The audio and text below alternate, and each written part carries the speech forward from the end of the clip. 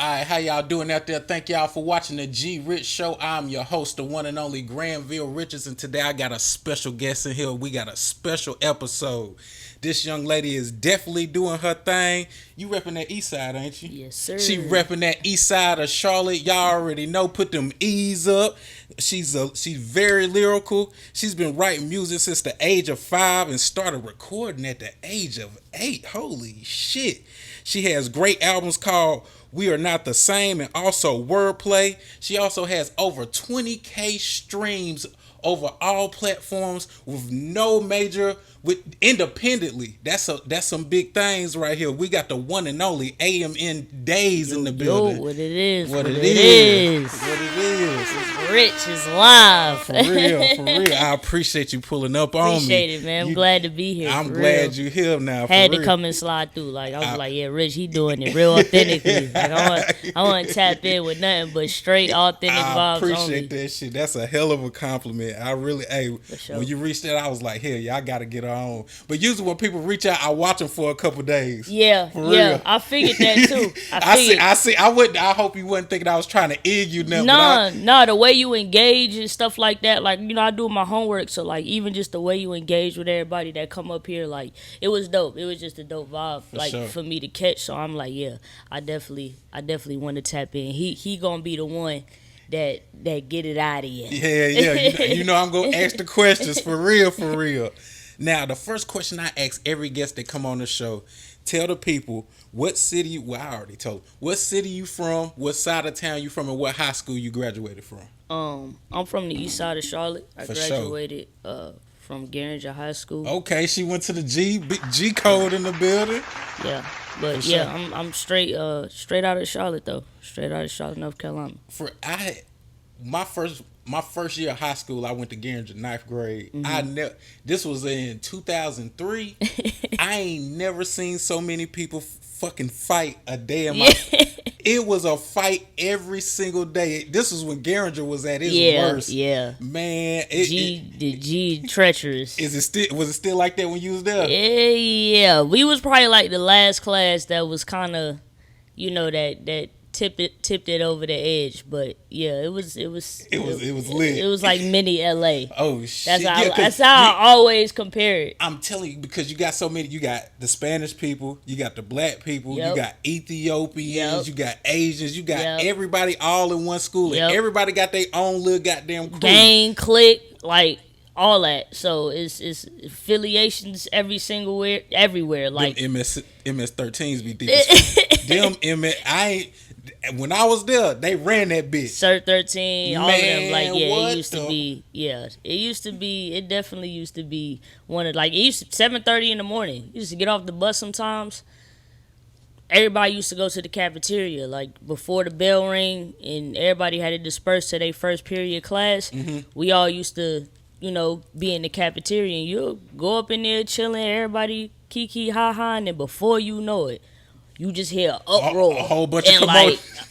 It is 7:30 though, bro. Like, it's 7:30. You ain't even wipe the crust out your Them eyes niggas yet. game banging on breakfast. It's 7:30 in the morning and they getting it in. Like, yeah, it definitely used to be them times. But one thing about high school though, I always think about those times too, because those was when, like, we was still at our most, like, innocent periods in our lives. We was very innocent at that time. Like, we ain't really think too much about consequences and what the trajectory of our lives would be today based off of the decisions that we was making. Absolutely. Back in high school. Like, I just always be thinking about, like, wow, like, we was just living so free, but it was still some of the best times of our lives. Like, we talk about it and laugh now, you know. I always think about high school not having to pay rent and shit, because now you remember when your parents used to be like, one day you gonna be grown, and I'm like, I can't wait till I'm grown to get out your house. Now you paying this high ass fucking rent.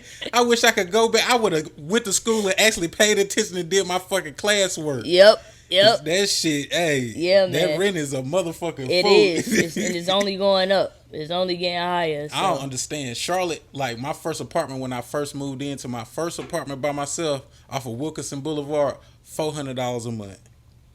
1 bedroom. Mm. See, I wish we could have them times. That was what I be saying. Like, dang, I wish we had I them wish we times. had them times. Had them times to be making the money that you making now. Just pay 400 and then the rest of them. Yeah, And that was with water and lights included. yeah, And it wasn't in the hood either. It was like in a little separate sector of the hood, bro. yeah, yeah. I wish we could experience them times. I'm but telling you. we ain't gonna get there. Nah, it's unfortunate. only going higher and higher. Yeah. It's only getting higher and higher. Now, how was it growing up? I noticed that you had a time where you were also living in New York. Did you stay in? How long did you stay in New York, and how long did you stay in Charlotte? Well, recently I was just up there for 6 years, but my parents are originally from there, so For sure. like my family, my whole roots is pretty much from there. So back and forth my entire life, honestly. But I was in Charlotte from the time I was like 8, all the way up until after high school. Oh, so you for But- Charlotte? We claiming you. Yeah. We claiming you. Yeah, I did all the elementary, middle school, my whole high school. I did all of that. But, like, my mom had a period where she was, like, back and forth them early stages of my life. So we was out here. She graduated from West Meck, actually. Okay, shout out. What's Mom Deuce's name? Star. Man, shout out Miss Star for real. Shout out Miss Star. Shout out my dudes. But For yeah, real. she graduated, came down here and graduated.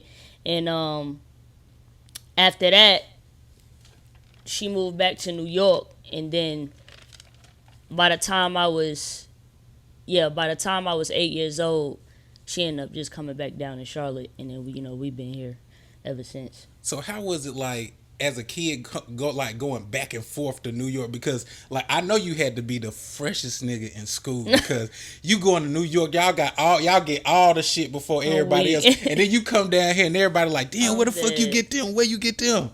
So how was it like going back and forth from New York to North Carolina? Like, It was. I mean, for me, it's like the best of both worlds. For sure. Now when I think about it, it's honestly like the best of both worlds because you got the southern demographic, and then you got the rawness of up north. You know what I'm saying? And that is New York City. And when you talk about the context of music and hip hop, it originated out there. So by the time I got down here, like I just seen a whole nother different scale of just music, For sure. sounds and stuff like that, dances and all of that was just different. So for me, it was, it was pretty just regular. My even my upbringing, it was just regular, For sure. Like it was single parents, regular statistics, single mom, and you grinding it out day in and day out, trying to get yourself one step ahead. For sure. Now, when you like coming from New York and then coming to North Carolina, like you said, the music is completely different because y'all radio stations don't play really. Back then, they wasn't really playing down south music like that. So Yeah. when you came down here, was it like a culture shock to like some of them? Because we bumping T.I., Yep. Jeezy, Lil Jon and the East Side Boys up there. Y'all bumping the Locks, Yep. French Montana, Yep. Dango, Jada Kiss, Fabulous. Yeah. It was definitely for me. Yeah, it was like, what is this? Like, for me, it was definitely like,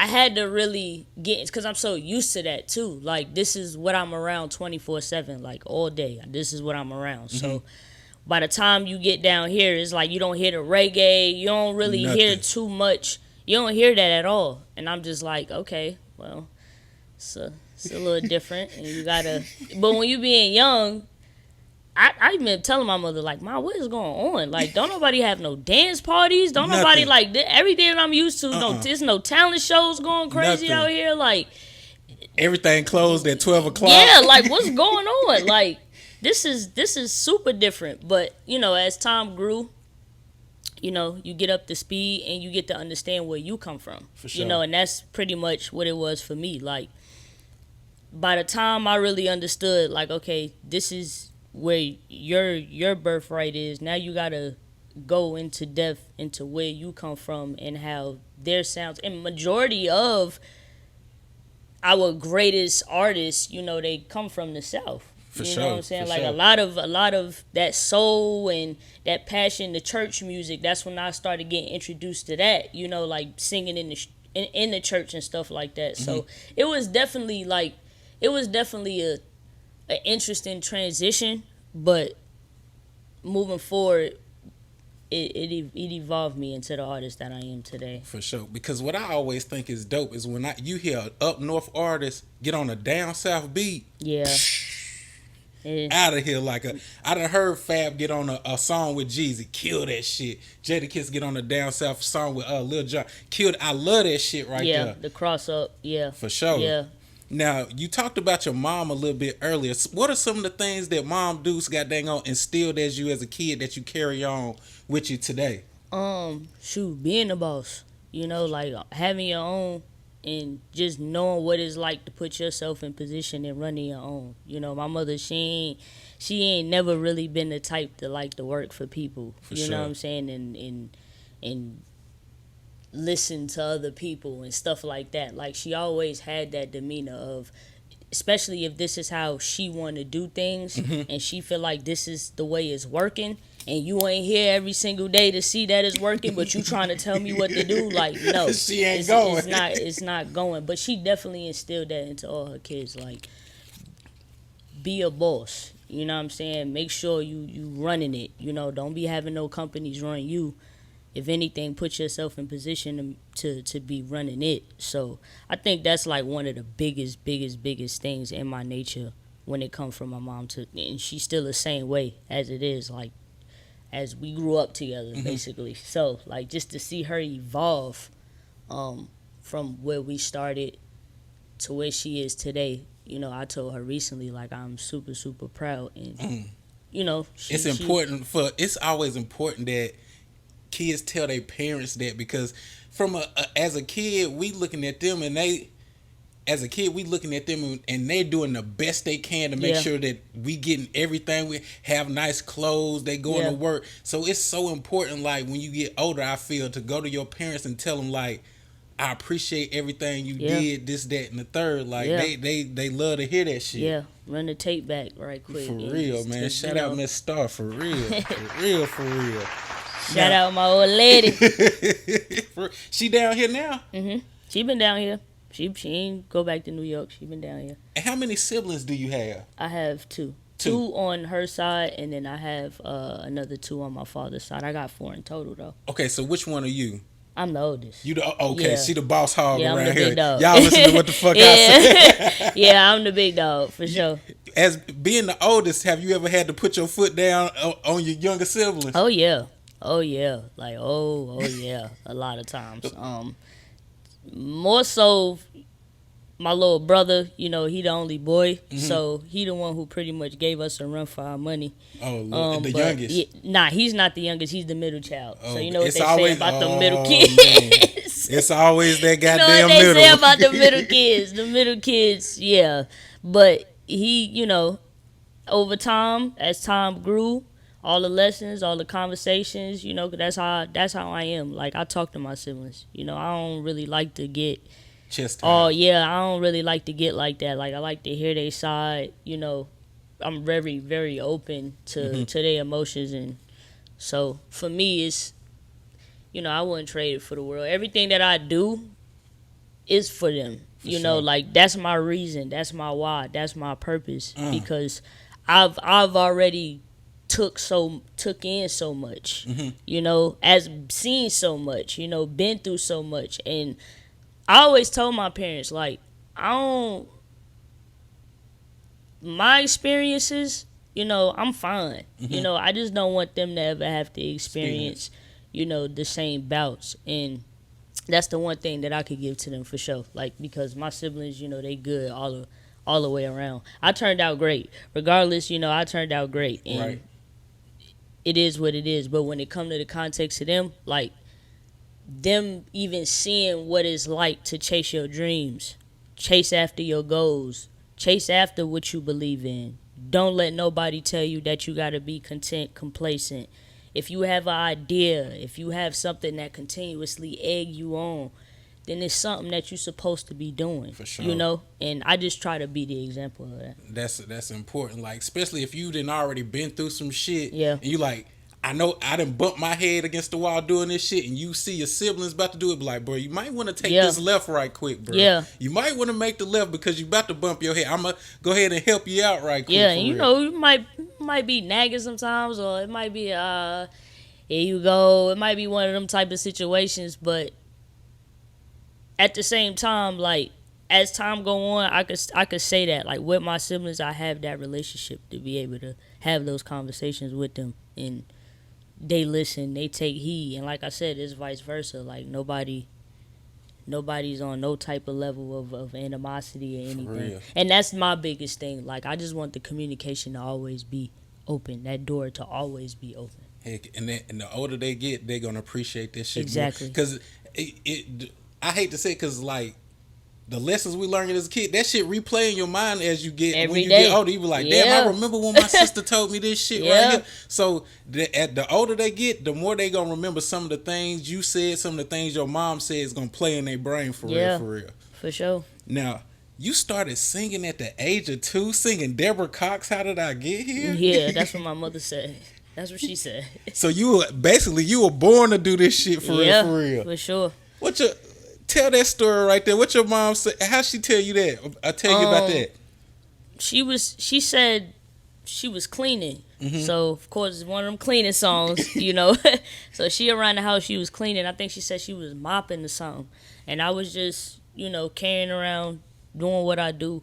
But she said as she mopping, the song is playing and she hear me, but then the certain note hit. No.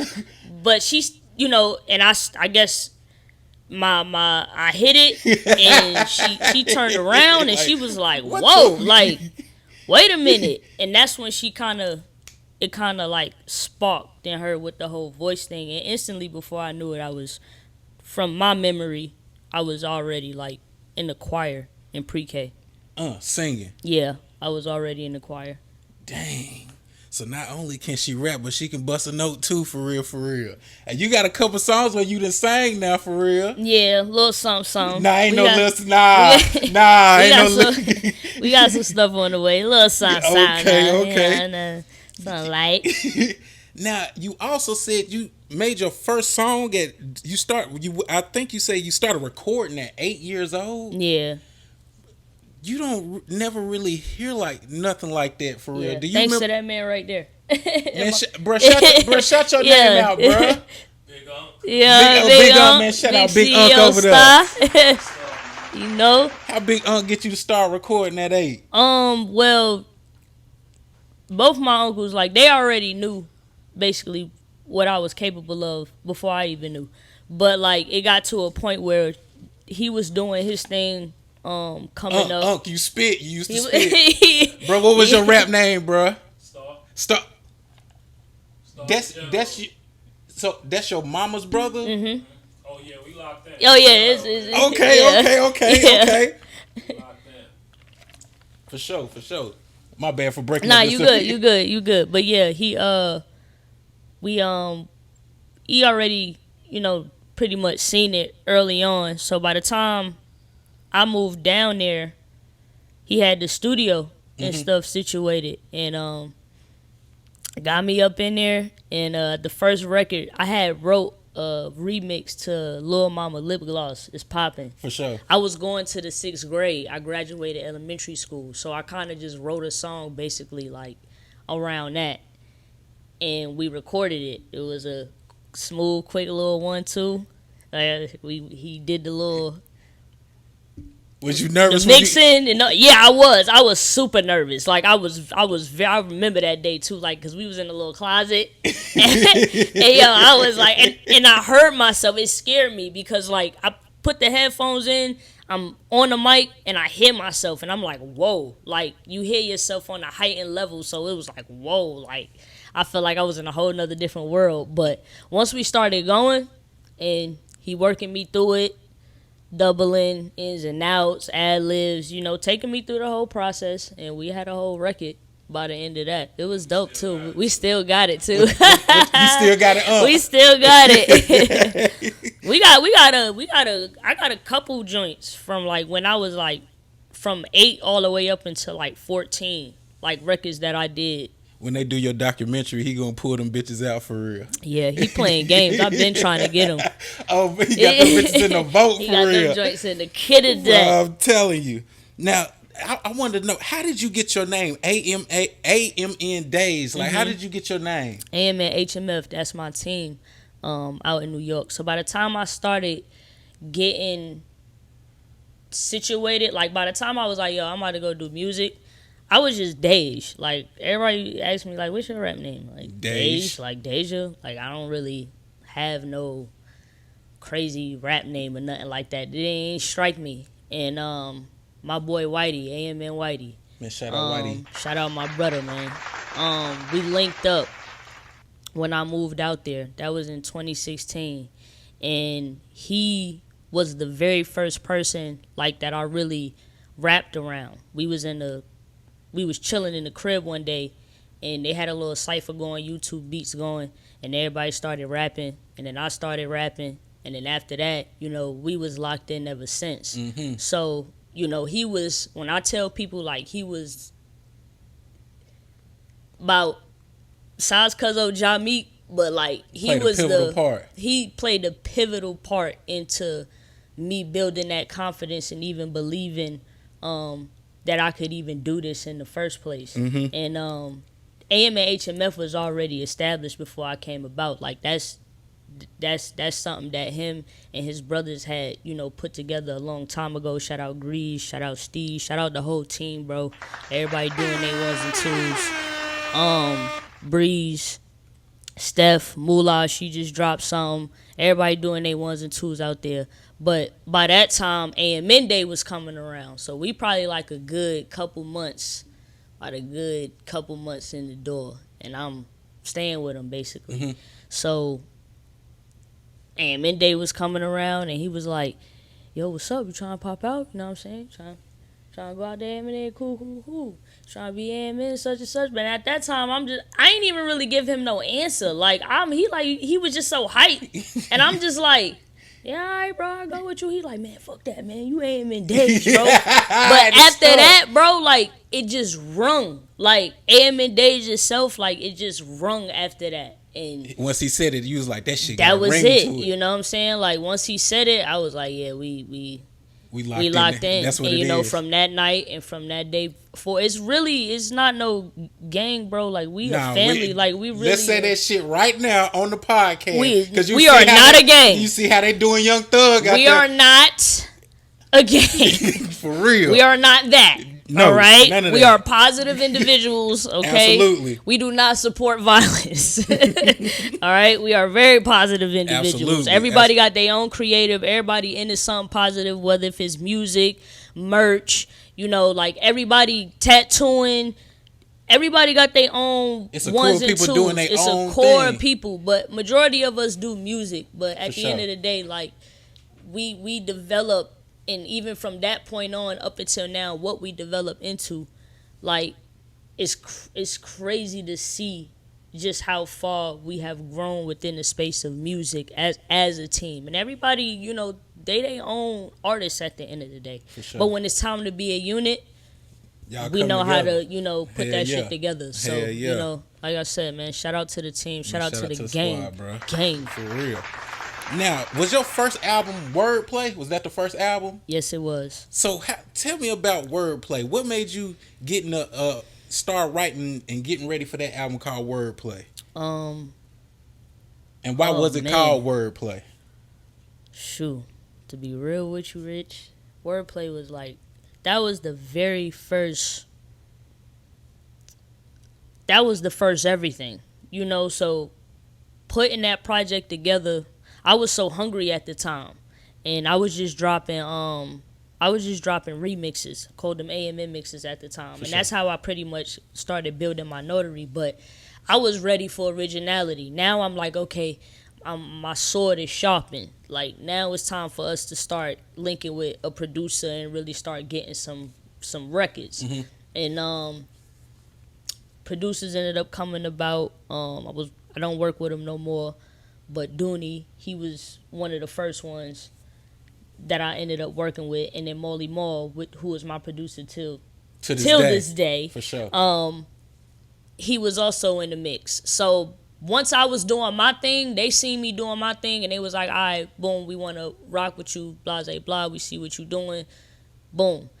Once I started getting original records, that's when it started like shaping into me like, yeah, all right, I'm ready to put like a catalog out.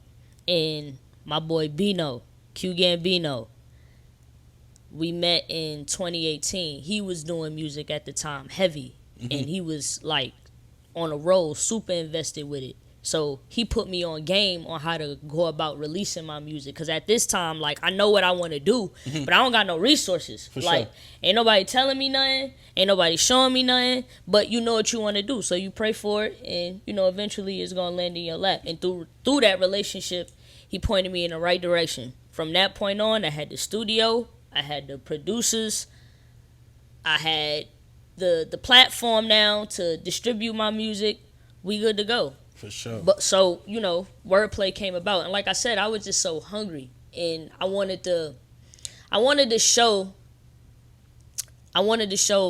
my versatility off the gate. You know, I ain't want to hold no punches back. Like when I came out, I wanted to come out swinging. For sure. And that's how that project came about. For sure, man. That's dope. Now, with that being your first album, like, what's the difference between how did you grow between the album Wordplay and the album how did you get your damn, where's my shit at?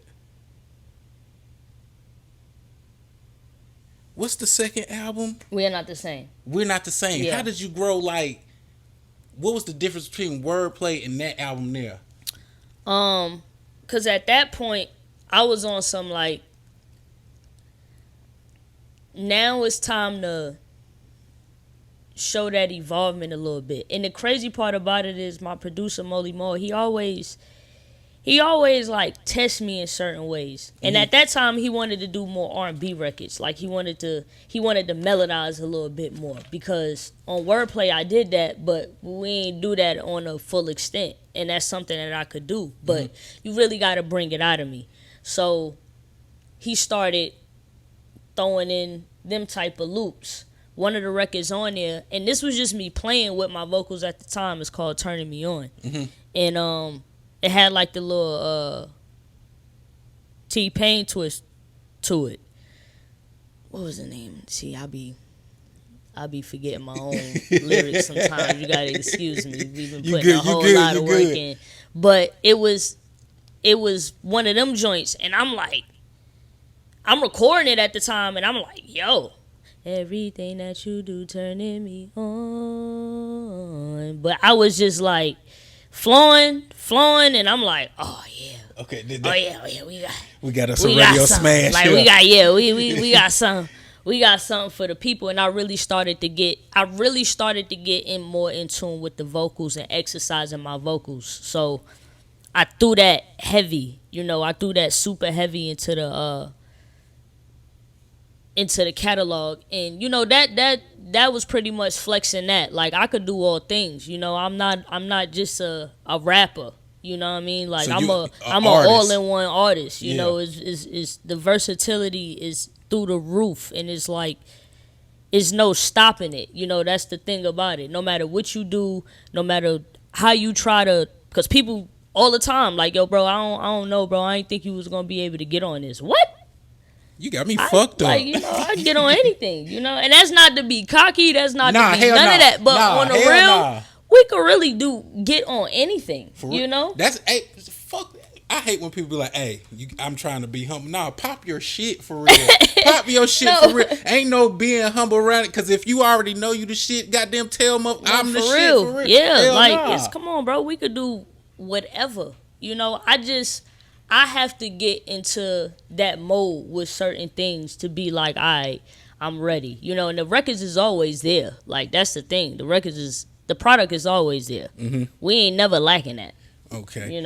Now, with you having ties to New York and having ties to the South, also in North Carolina, Charlotte, of course.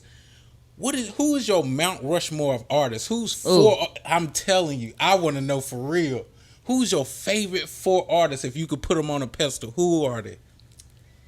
And you could put a 5 if you can't really do a top 4. Now you saying like just from both demographics? It could be your favorite 4. Cause 4 is pushing it. That's the thing. Like, people always try to give me them high numbers. It's hard for me because I love music, for sure. Right? And I'm very tied to it. Now, as far as if we talking about artists general, like for me and my generation, all right. Stack Bundles, Ooh. J. Cole, Chris Brown, and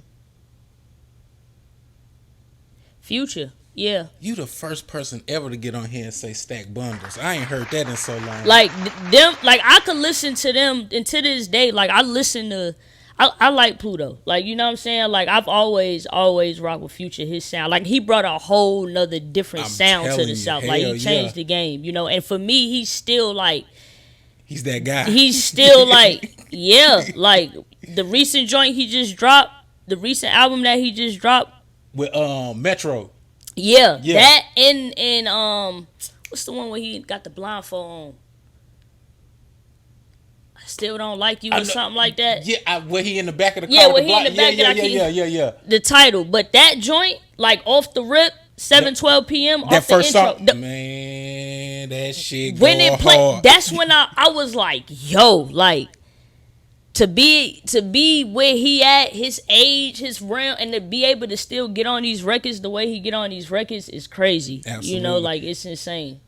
If you could, what your perfect feature? Like if you could get anybody, who would it be for that perfect feature? J. Cole. I always tell people I get a J. Cole feature. I'm gonna post this clip. I'm gonna tag him. I get a J. Cole feature. I made it. Like, I'm not gonna lie. You know he gonna come at your neck. Yeah, though. I made it. And I'm good. And I would be off. I would sit back and smile. Like, that's it. Cause he for me all the time. You know, in my generation, all the time. Like, I don't know. And what tripped me out about J. Cole, he not even spitting no gangster shit at all. Like, he spitting. Oh, but he do though. He do. He talks slick now. But let me ask you, like, with the whole Drake, Kendrick, and the Drake and Kendrick beef, I always be telling people, like, I already knew Kendrick. You know, I'm a Kendrick head, as you can see. Okay. I already said Kendrick was gonna chop Drake neck off from day one. But I was like, if it was Cole and Kendrick, it would have been a better battle, bro. It would have been some shit for real. See, I'm glad you said that, cause I don't really get into the hip hop politics. I see it so much, but I'm not the one on social media that's giving my opinion, and I don't really care for all that. But if I am giving my opinion on that, and I tell people all the time, what J. Cole did, as far as the whole getting on stage and, you know, I ain't want to have to do that, blah, blah, blah. As far as him doing that, like, if you talking about the culture of hip hop, I understand. Come on, bro. Like, you could have waited. Like, that's how most of us as fans feel. Like, you could have waited for that, you know? But at the same time, once Doc came back and now he firing, I'm like, oh, all right, I hear you, Kendrick, but don't get my boy to a point where it's like, all right, I tried to be nice. Now I'm, because I feel like eventually it's going. I'm pretty sure Cole sitting back resonating real hard, and it's gonna get to a point to where it's like, all right, I tried to be nice, pay homage, do all of that, but I see where it got me. Now I'm really about to do what I should have did in the first place. You know what I'm saying? Like, and I feel like eventually that's gonna come. Maybe in a single, maybe in album form. I don't know. If but anybody like was to come at Kendrick, if it was Cole, bruh, that's gonna be the one. Because I couldn't, to be honest, I couldn't pick. I love Kendrick, but it's so, I feel like, and me being from North Carolina too, I feel like Cole is dangerous. I mean, he That's shit a on dangerous on man. every feature. He shit. That's on a dangerous man. That's a dangerous man. Okay, like the fall off, like when he came out with that alone, like it's like, and he take his time, you know, and that's one thing that I be respecting in the artistry these days, especially because people don't be taking their time. Just boom, boom, like everything boom. is just so, and you know, at the same time, I get it.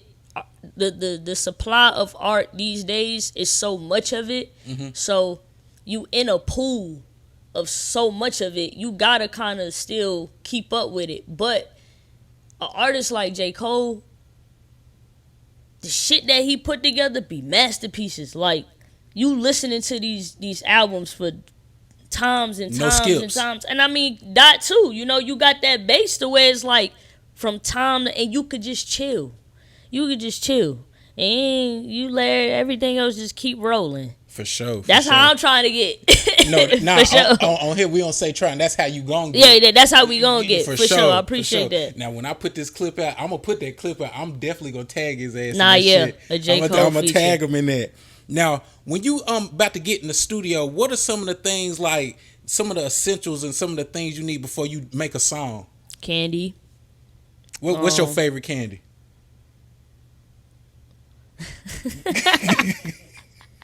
I Is it gummies? Is it goddamn? yeah, any Now Laters? honestly gummies, any like gummy bears. You know I got some snacks, so I got an ass load of gummies in there, Okay. goddamn, right behind. Glad to know. For real, so Glad to know. I'm okay. glad to know that. But yeah, I like really mainly anything gummy. So like gummy bears, the little what's some little fruit old Twizzler. school candy joints, little fruit Tootsies or something like that. The Tootsie Roll fruit. The fruit, Yeah, the fruit joints. Yeah. I tear them up, but every store don't be having them. So if I can't get those, then I just get gummy bears. But I gotta have that. I gotta have me a lemonade or water. That's fine, and my weed, and I'm good. She That's said it. that's all she needs: some snacks, some water, and her reefer. That's That's it. it. And I'm she finna straight. go in there and goddamn You got let me it go. dead. He said reefer. I'm old as hell. That's what my grandma called Hey it. man, I ain't hear that in a minute. He got me dead. He said it so effortlessly too. Reefer. Y'all back there smoking that reefer. Now, what are some of your no-nos? Like, it could be when you performing on stage. It could be when you in the studio. What's some shit that just a goddamn boil you on 10 that you just not having? A lot of people in my session. I don't like that. In the studio, I don't do that. I don't like a lot of people sit in my session. It'd be literally at max 2 people. I done had plenty of producers on here, and they always tell me they can tell what artist is serious and what artist is just trying to be on some bullshit by how many people they bring. Yeah. They say if you bring like 6 or 7 people, you doing this shit for Instagram to goddamn post later on. If it's just like them and another person, then he can tell that they came in there to fucking get their work on. Yeah, I mean, content is content, but I don't like a lot of people in my session. And on stage, I just don't like a lot of like wires and cords. Like, I don't like them shows where it be cords everywhere. Fuck like, around all and over trip. Yeah, I don't like that. I hate that. So y'all heard it first. Now, hey, when she do her shows, don't have a whole bunch of wires and shit all on the floor and shit. For real, for real. You can get wireless mics these days. For real. Now, one of my hold on, let me get to this.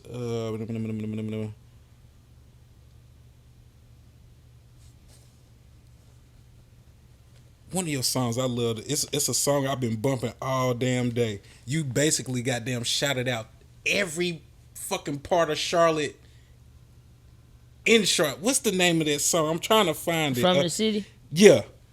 Yeah, That's my gotta be. You shouted out from damn Beatty'sford to goddamn Tuckasegee, Milton Road. What made you write North that song? Charlotte, Man, yeah. everywhere. Like Valley. I really appreciate me being from Charlotte. I appreciate shit like For that sure. for real. Like, what made you make that song for real? Cause I feel like we don't really have like an anthem. Like, you know, nobody really make them anthems no more. For real. You know, I see New York. You know, I see and that's what made me think of it. Jay-Z and Alicia Keys, the Empire State of Mind joint. Exactly. It was playing. I don't know where I was at, but it was playing, and that just popped in my head. Like, why we don't have like no No anthem You for know, the city. yeah, no real anthem for the city. Nothing to where like if we all was in one room, we could all relate. You know what I mean? So That's dope, man. That's dope as hell. Definitely my favorite song on the whole CD, for real. go get that. For real. Hey, y'all go stream my shit. Apple Music, Tidal, Spotify. Go stream it. Go stream get it. that. Now, this question is for the ladies right here. I want to go ahead and ask you: is Days single? I'm gonna go ahead and wow. I'm gonna go ahead and put you on. Yo, I've been dreading the day somebody asked me this. I'll be on the interview and one of y'all asked me this. I got to. Oh my goodness, Rich. You know the ladies gonna be on there like, oh, she cute as hell. Hey, they want to know. They gonna jump in the inbox now. I am single. Oh I'm shit. single. She's single and ready to mingle. So, no, I'm not. I'm unavailable. I'm single and unavailable. I'm strictly business right now. Leave me alone. But in your perfect world, what is the perfect companion for you? Like, could you explain that? Like, shoot, a best friend, a business partner, and just somebody you could confide in. I think for me personally, because I am like so busy too, like in my lifestyle and what I'm trying to achieve, like my purpose is my priority. So you dealing in times where females and their emotional necessities, it's through the roof and it's costly. Because of social media. Man, you know what I mean? social media everybody wants it's taking us by storm. So for me, it's just like I don't want nobody that's really just in it just because they vulnerable, and they looking for comfort. And I also had to tell myself too, you gotta already come with peace. For real. It can't be still coming for you. Because I'm at peace with myself. Absolutely. At peace where I'm at in my life, and I'm not boiling over no past emotions and nothing like that into my present time. So I feel like these times for me is more critical when it comes to being on an intimate level with anybody because I'm really focused. For real, she focused on that shit. And something else I always say, I tell artists, like, if you gonna find you somebody, you gotta find somebody that got some busy about themselves too. Yeah. Because if you all up under me on that shit get aggravating, then you gotta find some busy about your goddamn self. You calling me all the time, like, get off my goddamn. You in the studio, you trying to, she insecure, she think you out doing this, that, and the third. That shit psychologically, mentally, they always say mentally.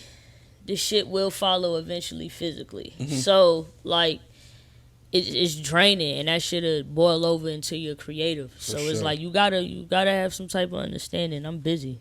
Too busy to be even. So you better goddamn find something to do with your damn self for real. 100. Now, you have 20K streams on platforms independently. Yeah. Let's give an applause for that. For real. That's hard to do, for real. Yeah. Like, can you explain to the people what's the difference between being independent and being signed to a major? Well, when you sign to a major, you using their money.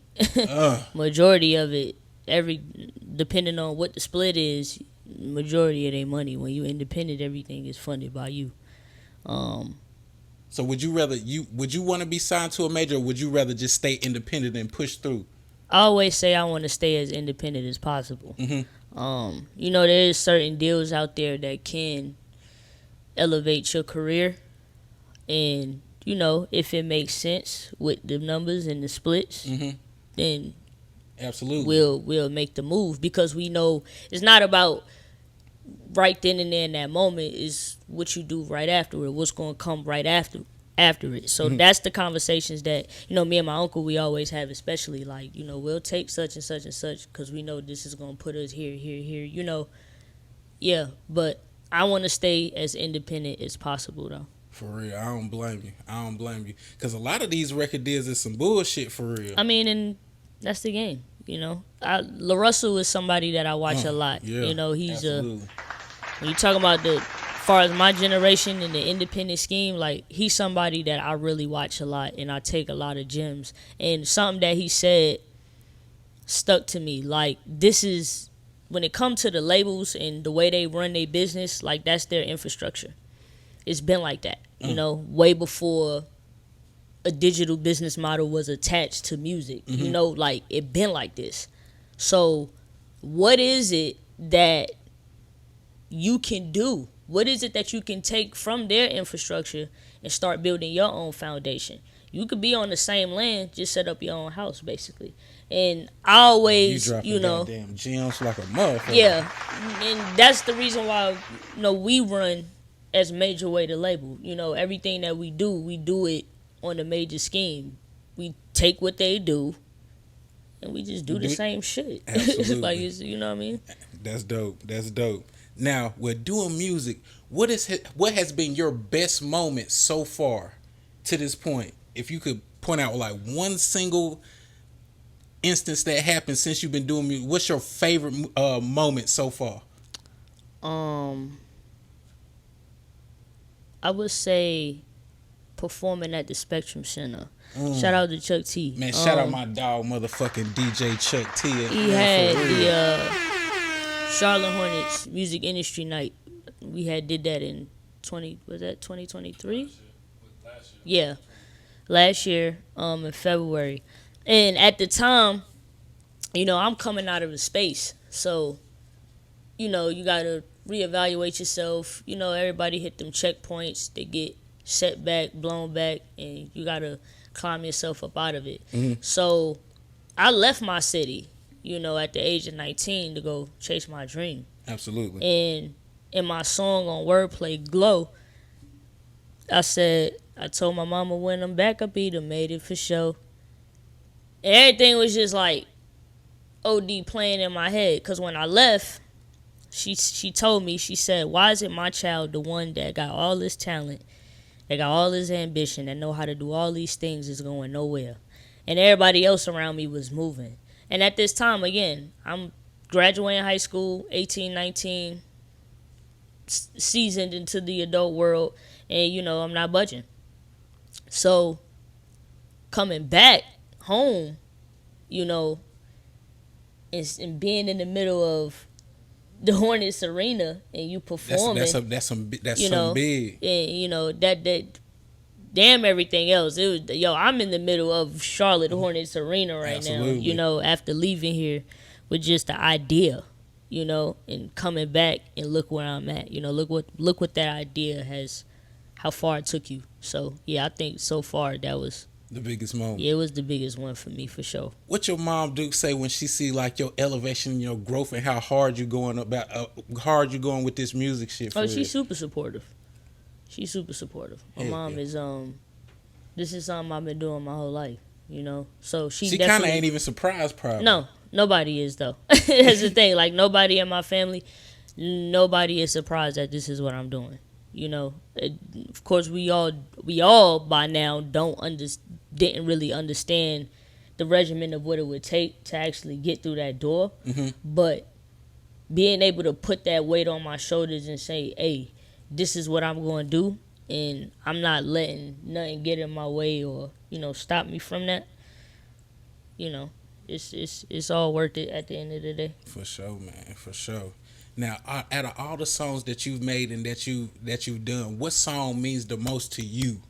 Like, that hit you right there. What song, out of all your songs, what song means the most to you? I know that's a hard question to ask somebody that does music for real. Yeah, but Still Grinding EP, Golden Child. I think that's I'm talking to myself, like really kind of just pushing myself. Understanding like you got it, it's okay. We go through those experiences. It's gonna get dark sometimes, but you'll be able to work your way through. Sure. So it's just a constant reminder to myself that this is what you're supposed to be doing. Like I can always go back to that record, even when I'm in the modes, and just go back to that record, be driving and just letting it play, and I'll be Yeah, just that reminder, For real. Now, one of your song, Black Roses, I watched the video on YouTube. Y'all go watch the video on YouTube, man. Make sure y'all stream that too. Shout out my boy Art. For real. Which one? Ark of the... Nah. Art is Life. I think you the second person that done said him, bro. Yeah. For real. He out here doing this thing. Yeah, Art be doing this thing. He don't even just do music videos too. He be doing a whole lot of other stuff. So, that's my boy though. I also seen you on the Ark of the Fuck It. Shout out my boy O. Yeah, we went viral. Movie bow. Shout out my boy O. Oh yeah. I be telling I'm like, you the only person. Everybody know who you is, but don't nobody really know what the fuck you look like. Don't nobody. Only people know what he look like is the people that's actually went over there. I say, bro, you like a mobster. You the person that everybody know, but don't nobody know what you like, bro, know what you look like. I say, bro, I need to get an interview. He got there, hit me back. He's like, one day. I say, man, boy, you full of shit. That's bro. my boy though. Yeah, for sure. Shout out O. For real. But what I was saying, in one of your song Black Roses, you said you breaking generational curses. One of the verses was basically say I think you said something about breaking generational. Yeah. What are some of the generational curses that you breaking? Because I already know some of the ones I'm breaking for sure. Well, as far as chasing your dream, and creating income out of your passion, that's one of them. Ownership all around, knowing how to just brand your whole brand, because it's bigger than music with us. You know what I'm saying? Like, Major Way is way bigger than music. Like, we trying to brand out into other products and services. Like, there's a whole realm of just business out here in this world. And in my generation, we got so much information and so many tools and resources. So it's like, take advantage of all that now and be able to actually build your own enterprise. Like, nobody in my family, past generations, has done that. Been that we all work hard. You know what I mean? That's the thing. Like, everybody we work, but we work hard for other corporations and other people. I didn't want to do that. I see it take you. Honestly, like, where does it get you? Nowhere. You working hard to make somebody else some money. And then at the end of when you done with all of this, they still could either give you your Social Security or give you your retirement or not. You know what I'm saying? Like, it's a whole lot that be attached to that, and you done put in all of this work, 40, 50, 60, however many years plus. Bro, it's time to, like, take back ownership, and honestly, somebody needs to be able to make all the sacrifices to do that.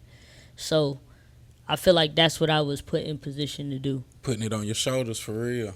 Putting it on your shoulders. Yeah, we talking about land, getting houses. Like, this is the type of stuff that we don't come from that. Why do you think, like, our generation? Well, I'm a little bit older than you. Why do you think, like, your generation, like, they really don't really, like, put, like, ownership and having land and stuff, like, to the forefront? I feel like that, like, having land is some of the most important big thing. I'm telling you, you can grow your own food. Yep. You'll own that shit, and then you can pass it on. It's basically generational wealth, if you want to be honest. Yeah, it is, for sure. I think, and it's so complex, because people could say social media, and it's just so much information, like, at one time, and there's so much going on at one time. It's like, if you upload, put a hard drive in a computer, and it got so much information, and you let it run and just let it consistently and load with information, what's gonna happen? Eventually, it's gonna crash. Yeah. The human brain operates the same way. And if you don't have people in position, and that's the thing, if there's not enough people in position that can actually articulate how to get to that point, because it's easy to be like, you need to, and you need to, and we gotta, but if nobody has been through the experience or is saying, all right, I got you, we gonna go through the experience together, if you ain't got a person like that or people around you like that, like, you're honestly either gonna swim or drown in this world these days. No matter how much information is being thrown at you. But we get that, and a lot of us these days we don't even want to take it within ourselves, and that's the problem. Like, sometimes you really don't need that help right then and there. Start. I always say this. Just start. You don't have to be great to start. Just start to be great. And that's the regimen that I live by. I didn't know how to do none of this with this whole music thing. I didn't know nothing about the business side. I didn't know. I just started, and everything else started developing over time. For sure. So, For sure. So what we got coming up next for you for days? What's next on the table for you? it's a lot. It's a lot. Go ahead and let the people know for sure. We got a whole lot. Well, Wordplay Part 2, the album is on the way. We cooking that up. We got some fire singles, some fire records on the way. I got some fire collabs. Shout out 1K11. She out here doing her thing. Fire female artist out of Colombia. Got a feature with her. Dirty Harry, got a feature with him. Shout out my boy Harry. Charlotte, y'all have not seen nothing like Harry yet. Where bro from? He's from North Carolina, a town out in North Carolina. Okay. I forget, but his name Dirty Harry. Dirty Harry. I'm gonna have to check Trust him me. out. Yeah, I'm gonna have to put you on to Dirty Harry. But yeah, man, Dirty Harry. My boy Whitey out in the Rock. We just sent some vocals out to him, so we got some stuff on the way, man. The AMN world, everybody working. Like, for real, everybody working y'all heavy. Goddamn, y'all stay tuned. Now, let me actually. I'm starting to get to the end of the interview, but this is one of the questions I ask everybody right here. What are some of could you name a couple local artists? You kind of just did a couple local artists that you fuck with, like that you just locked in with for sure. And if you don't fuck with them, you don't. I won't say I don't fuck. Cause I mean I don't really.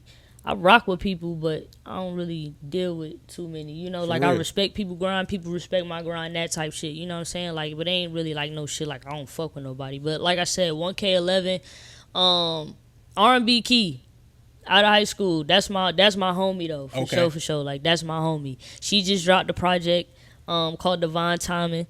That's out right now. Dope R&B, like, sure, y'all check super. her out. I'm talking about a breath of fresh air. So yeah, R&B Key, yeah, that's as far as the city. Yeah, it's really. I mean, my boy Mo Dub. Okay, shout him out. Shout out my boy Mo Dub. He out in New York, going crazy, going insane, doing his thing. Other than that, yeah. Okay, for sure. Yeah, AMN world. That's it. Okay. Hey, yeah. she keep it in the family for real. Listen. Now, if you had any words of advice or keys to success for anybody that's trying to get into music, what would you tell them? Always be yourself, and and know your value too, because there's so much going on out here. Like, the game is so complex now. Like, people are not authentic. Even when you talk about getting into the game, like the OGs and the pioneers, like, they even falling into the stigma. Like, it's not about talent to them either no more. Either when they come from a time where it was about talent at one point in time. You know what I'm saying? So it's about leveraging your talent, and that's how you got to think as an independent artist. No matter your following, no matter the numbers, no matter none of that. Like, you know your value, you know your worth, you know that you put up money every single day to push your career further. So if this amount don't make sense, then it don't make sense. Mm-hmm. You know what I'm saying? I'm not about to sit here and put myself in a hole for something that's really not going to be beneficial to my career. Absolutely. And as an independent artist, you need to stand on that, because everybody got opinions. Everybody could tell you what to do, tell independent artists what they not doing. Mm-hmm. But as an independent artist, and this is to every independent artist, you have to look at all of these videos and all these opinions that you see. Sell. That's all everybody is doing. They just selling their product, selling their service, selling whatever attachment that they got to the game, and hoping that, you're the consumer now. You know what I mean? As an independent artist, you're the consumer. So you have to know your value, stand on your value, and stay true to yourself. Everything else is going to fall into play. Y'all heard it here, right here on the G Rich Show. Days over here dropping some goddamn knowledge on y'all. Now, if people wanted to follow you, can you drop your Instagram, your TikTok, Facebook, MySpace, all that good stuff? All that good stuff.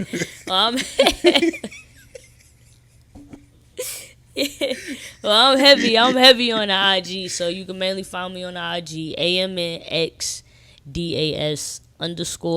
I'm on all major platforms. YouTube, you can Google me, AMNXDAS.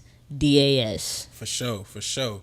Well, hey, we down to the end of the interview. I appreciate Man, you. I appreciate you, I man. appreciate you coming up here This telling is us. dope, man. I appreciate. Hey, thank you so much. That's the biggest compliment. Just you just pulling up on me, man. I appreciate that because like you finna be one of the one. No, For sure. You not. Let me stop saying you. You about to be one of the one. You gonna We be here. one of, yeah. We you here. Definitely here. We here with it. For For real. sure, man. Hey, so y'all- Shout out Rich. Man, appreciate that. Shout Shout me out out. Rich, man. Shout out Rich for real. Putting together them authentic platforms. Thank you, my yeah, brother. Heck yeah. So, hey y'all, thank y'all for watching the G Rich Show. I'm your host, Granville Richards. We got AMM Days in here. Y'all go follow her on all platforms. TikTok, dang on Instagram, Facebook, MySpace. Run them numbers up on goddamn Spotify, Tidal, Apple Music. Run the YouTube up for sure, man. We up out of here.